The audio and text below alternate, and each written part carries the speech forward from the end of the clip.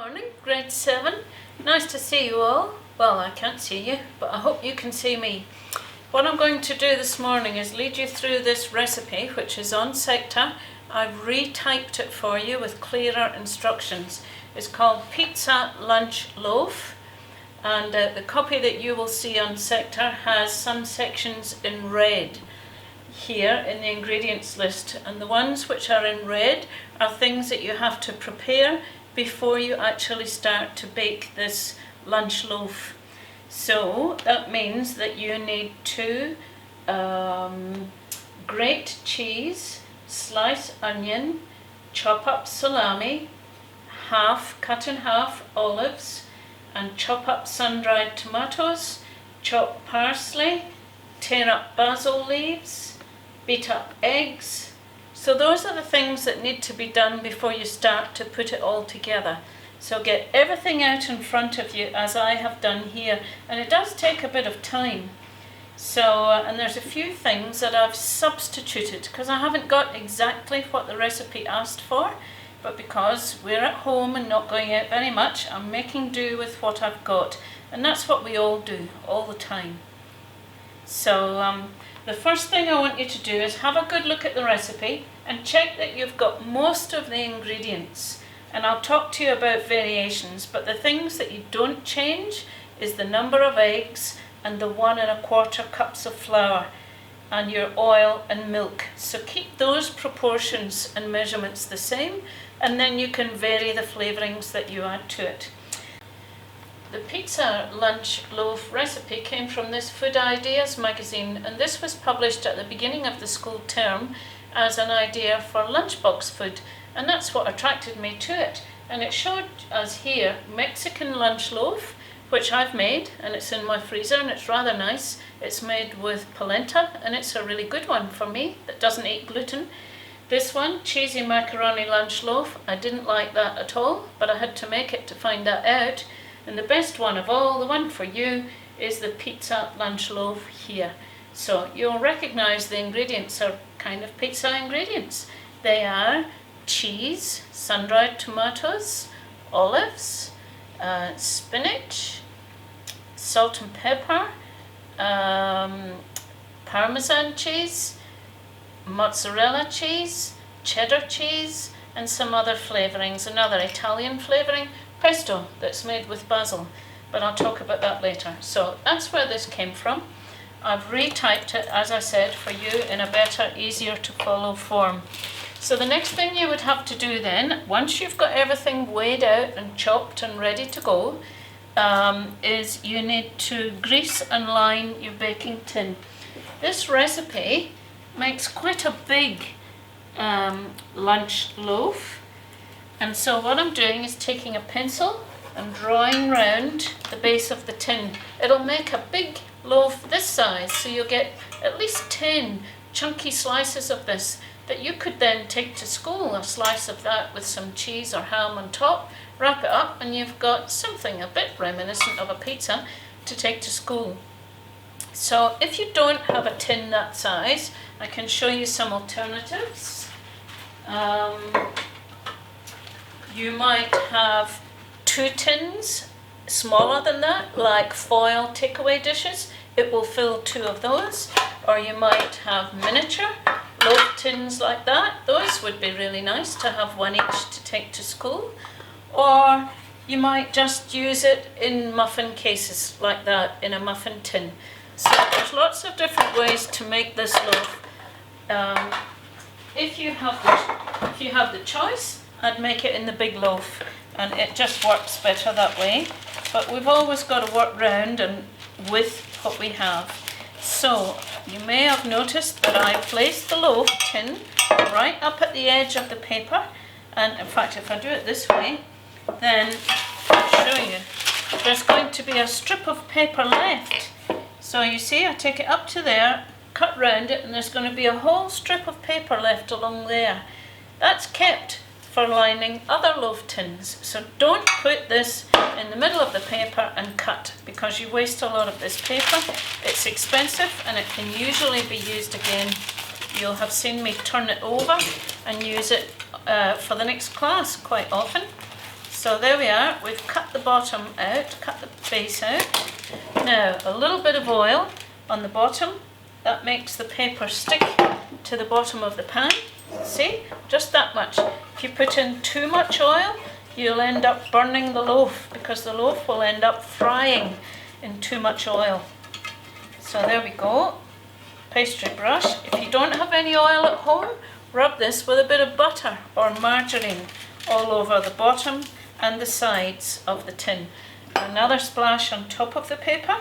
There's nothing worse nor more disappointing than making something really lovely that you're very pleased with and then it breaks when you try and get it out of the tin because you didn't prepare your tin properly.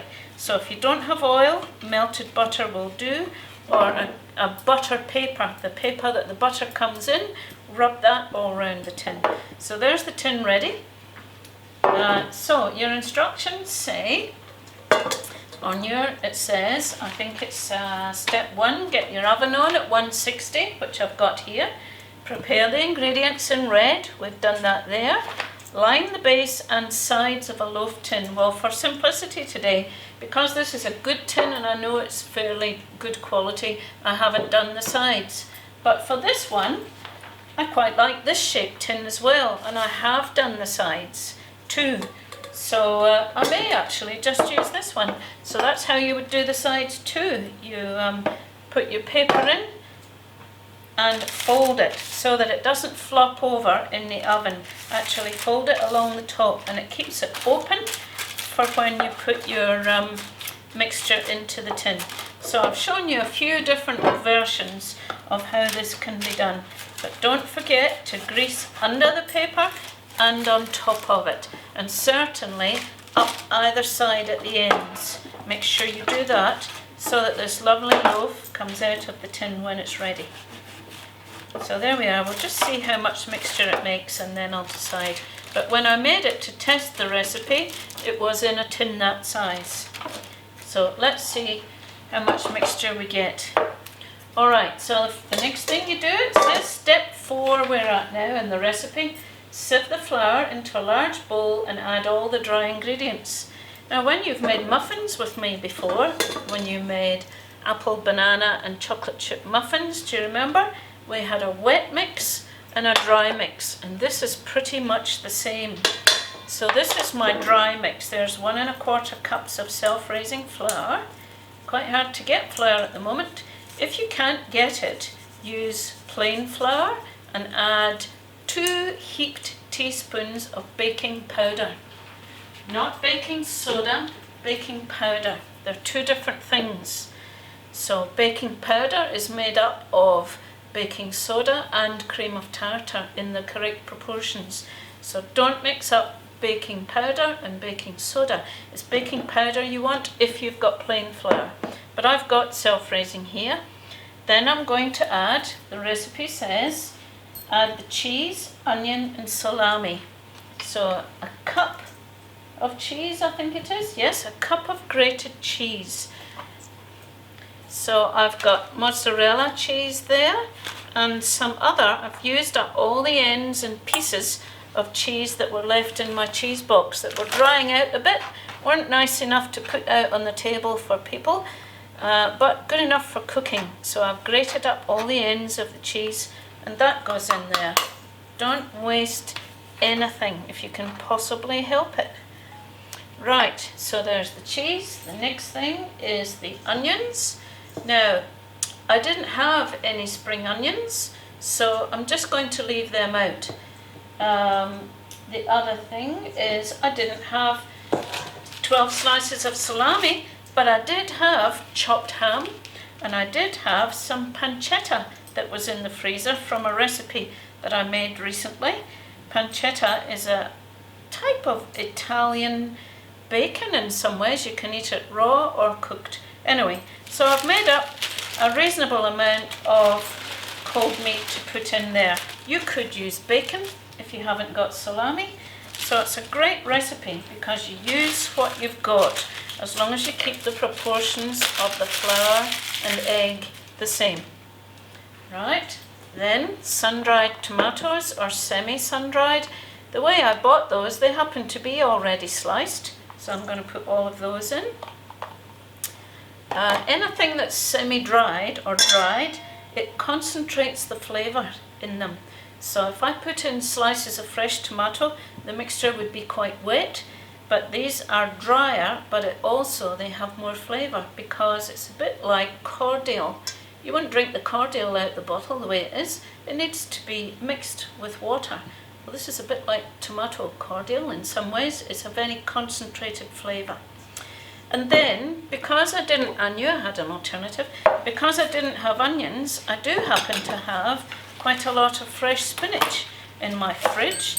So I thought, right, I'll put the spinach leaves in. That will give it colour. It certainly won't taste like onion, but it will give it colour.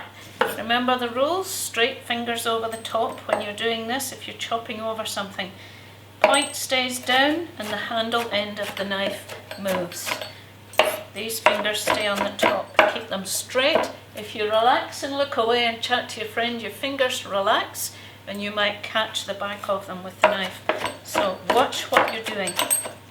Okay, so in goes some spinach. This should be really nice. And then I also didn't have enough olives, but I had some. So, and they're really nice quality ones. If you don't like olives, don't put them in, that's fine. So I'm cutting them in half, long ways. And when it says on the recipe pitted, that means no stones in them. Some of the cheaper olives you buy have still got their stones in them, and they're cheaper because nobody's had to take the time to pit or stone them all. So be careful not to put those in with the stones, or you could choke someone, particularly children, or you can break a tooth on them. So there we are. That's the olives I've got. I'm going to stop and clear up a bit because I've emptied all these things. Don't need this here anymore. So I'll take these away. Bring back Parmesan cheese because I'm going to use that at the end.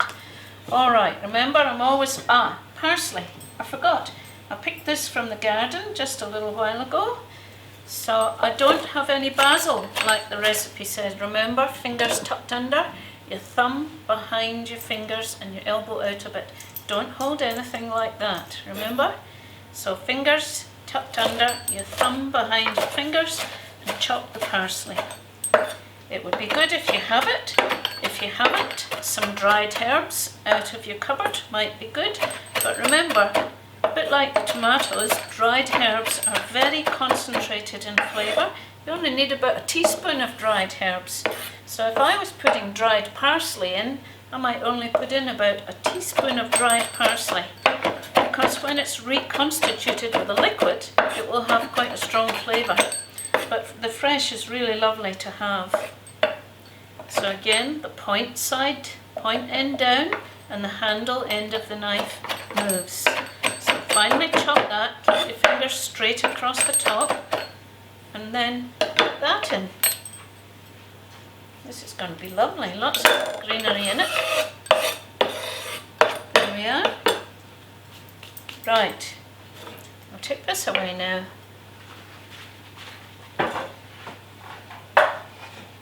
Now, just like I'm always telling you at school, whenever you pick up a wooden spoon, you're going to need a spatula as well, because you're going to have to scrape out that bowl. I'm just going to wipe the table. Goodness, the class is quiet today. Nobody's interrupting. Isn't that amazing? Right, there we are. Cleaned up there. Now I'm going to cut, look, there's a great mixture there, a great mixture of colours, red and green mainly. This is going to be really nice. So that's mixed together. Now I've got 2 eggs in here, but the recipe says 4. Some of you have trouble cracking eggs, so bang it quite hard on the bowl in the middle and then pull it apart with your 2 thumbs. There you are, that's 3 eggs and number 4. Bang it hard till you really have cracked it almost in half, and then pull it apart with your thumbs. Right, and this is to be, I'm going to Mix this up first with a fork. You can do this in a bowl or a jug, it doesn't matter. Remember when you made omelettes, I taught you to spin this round, spin the egg round the fork. And we'll be doing that again next week. I'm going to show you egg rolls, which is an omelette with a really nice filling in it. And that will be another meal that you could make at home when I'm asking you to do homework, practical homework. We'll come back to that. 1/4 cup of oil. It said olive oil, but I don't have olive oil today, which is unusual. So I've just used a vegetable oil. And 1/2 cup of milk. That's what your recipe says. Measure everything. Don't guess for this, because this is not cheap, all these ingredients, so you don't want to make a mistake and spoil it. I'm going to add some salt. Doesn't need a lot of salt because the meat and the tomatoes are quite salty, and I really like black pepper, so a good amount of black pepper as well. Okay, so that's everything on the tray used. I know that I haven't missed anything out, but I also thought it would be nice, because I don't have basil, I thought, in my fridge drawer I found a jar of pesto, which is made mostly from basil, and it has basil, pine nuts, and sometimes some Parmesan cheese in it as well, and garlic. So it's quite a strongly flavoured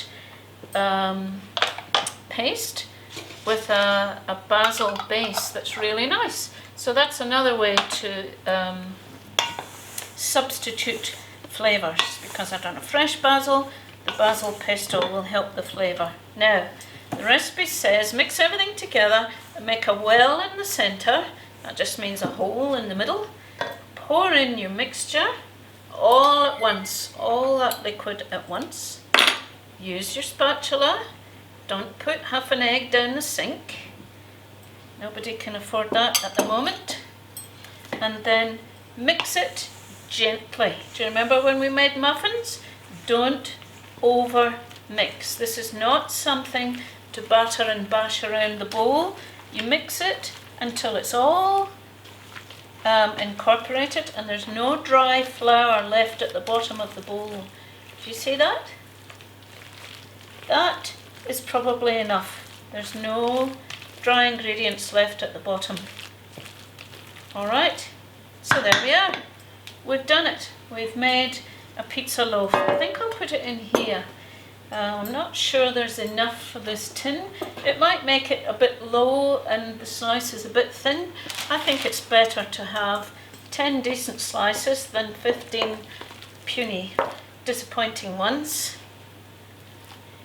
There we are. Now, next thing, flatten it, spread it out a bit. Remember, this will rise a fair bit because it's self-raising flour. Definitely use your spatula, always, if you've got one. If not, just scrape round that ball as best you can. Look. Now, if I didn't use this, there's at least half a muffin left in there that would have gone down the sink. And it's such a waste. This is not cheap. There we are. Right.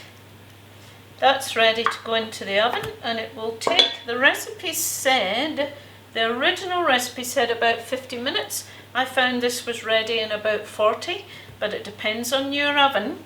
So use a skewer to test it. Don't open the oven for at least 25 to 30 minutes, I would say, otherwise it might sink. So if you can see through the door, if it's got a window, have a look at it, but don't keep opening and closing the oven. Then after about 25-30 minutes, test it with either a metal skewer or a wooden skewer that you might use for a kebab stick. Put that right into the middle and see if it comes out clean. If it comes out sticky, it's not ready.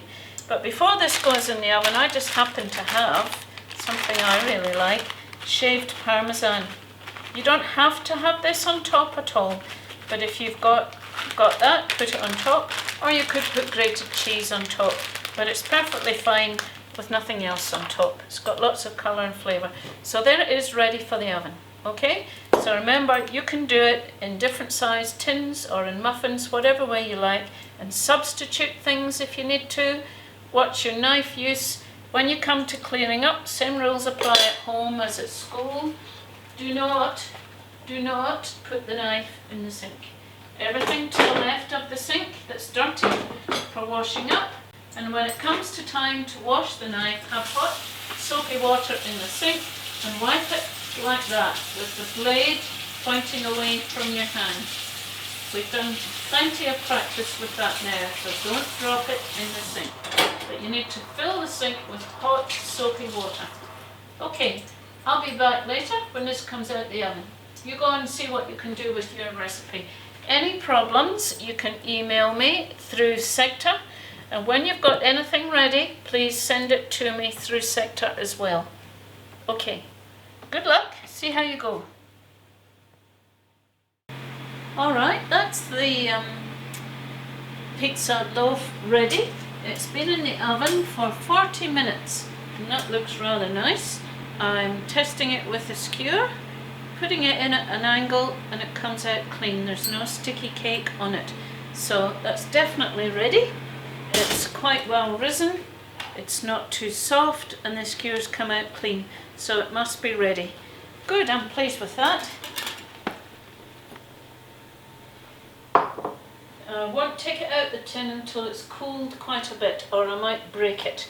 But what you can do, if you want, is run a flexible knife like this little butter knife or a big palette knife. Just put that round the sides just to make sure that it's loose. That's it. And then let it cool and we'll turn it out later.